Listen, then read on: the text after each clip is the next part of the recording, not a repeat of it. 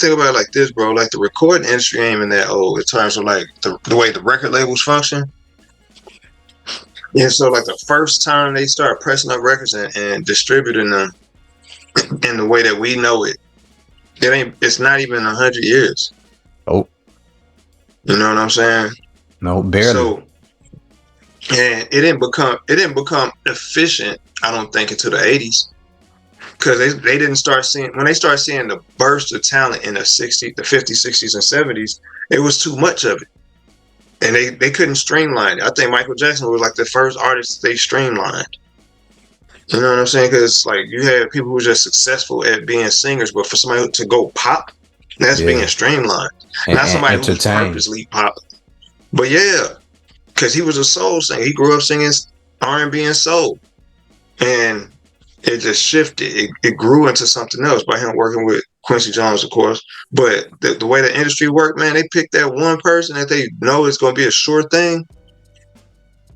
They used to just, you know what I'm saying, cultivate that talent. Now they just want to milk the ones that's already young enough to be milked. Michael Jackson was, what, in his 20s, almost 30 when he did Thriller, some shit like that. But look at the work you had put in his younger years, from 10 to 18. Look at all the work that went into that shit. That's something that was an anomaly for the music industry. And then the second anomaly that followed that up was hip hop. You know what I'm saying? So you have like your phenomenons and your phenomenon moments. Hip hop has probably been the largest, most dynamic phenomenon moment in the last 50 years. We haven't had another shift that really shook the way they market music. Well, I'll say the internet. I'll say streaming is the next thing that probably did it. Yeah. When Napster did what it did. Yeah.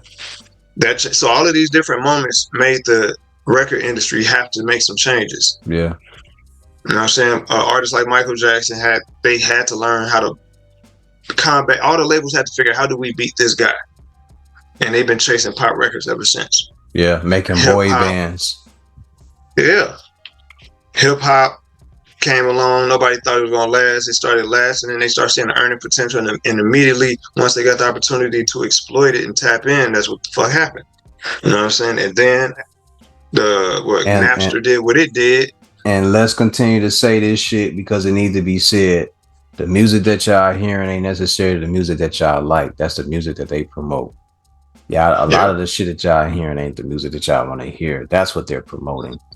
And the reason why they promote that shit is because we don't own the record labels. We don't own the radio stations or the stadiums. We had no selective choice. Nope. We don't even get a fucking vote in the room. Nope. When they put all that murder, death, kill shit, that's them deciding that that's what black people want to hear. And this is the best representation of us. That's what they think. You ain't got to believe me, though. You know, all you got to do is pay attention. And I know y'all get tired. Y'all may be tired of hearing us say that shit, but it's the motherfucking truth. Tell me how much positive music coming from black people that you hear on the radio. I'll wait.